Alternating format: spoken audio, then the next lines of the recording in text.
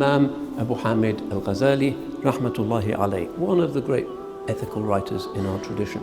He says there's 4 degrees of Tahara. Firstly, at-tathiru min al-ahdathi wal-akhbath. These are fiqh terms. Ahdath means events that happen to you, bodily events that mean that you break your wudu. So being purified from that. Akhbath means things, substances that are impure, that are upon your body or your clothes that can invalidate the prayer and some other things that you do. So that's the first degree, that tahara. But he says there's a second degree. Tathirul jawarih min al-jara'imi wal-atham. To purify your limbs and your senses from crimes and sins. So we know instinctively that there is an impurity that comes when we do something wrong. And Imam Ali karramallahu wajhahu says, when you sin, there's a black spot that comes on the heart. It's a kind of dirt that comes within. And we intuit that. When we do something really bad, we feel somehow polluted. It's part of human psychology. It's called the Macbeth effect by secular psychologists. Remember, out foul spots with Lady Macbeth as the hand is scrubbed, but the blackness from the murder can't go away. And we want to wash very often when we have been subject to violations or when we have done something wicked. It's part of the human self. And the rituals of wudu are part of that good psychology. It helps us to feel that we have got rid of some of those sins and that we are more suited to face Rabb al-Izzah, the Lord of Glory. So purifying the limbs, including the eyes, not looking at impure things, things we shouldn't look at, not tasting things that are haram, not listening to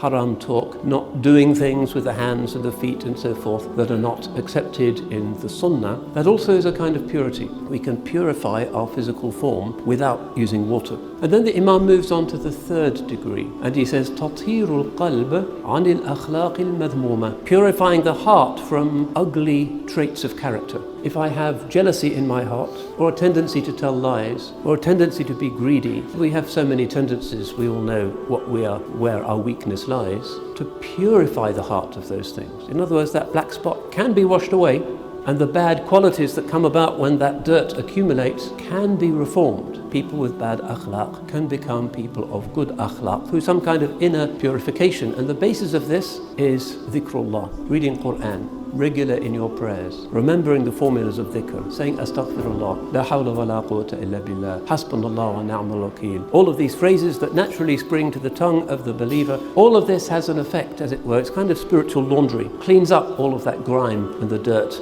and those stains within, and we really need that. And the fourth degree, which in our age, with our weakness and our hearts full of confusion and darkness, we can hardly imagine, he calls at-tathiru sirri amma siwa Allah, purifying the innermost nature of your consciousness from anything that is other than Allah. In other words, never forgetting Him. Wherever you look, whatever you do, you're remembering Allah subhanahu wa ta'ala, because you know that His ma'iyah, His witness, is constant. Ma'akum aynama kuntum. He is always with you. He is with you. Are you always with Him? You are, but do you know it? Do you remember His name, Ar-Raqib, the watching? Sometimes we do, sometimes we don't. But this highest degree of purity, and subhanallah, what a beautiful person that would create, is the person who is constantly in the state of remembering Allah and seeing everything that happens in the world as what Allah is doing at that time. And the Imam says this is the degree of the Anbiya and the Siddiqeen, the prophets and the highest ones of the people of Sidq.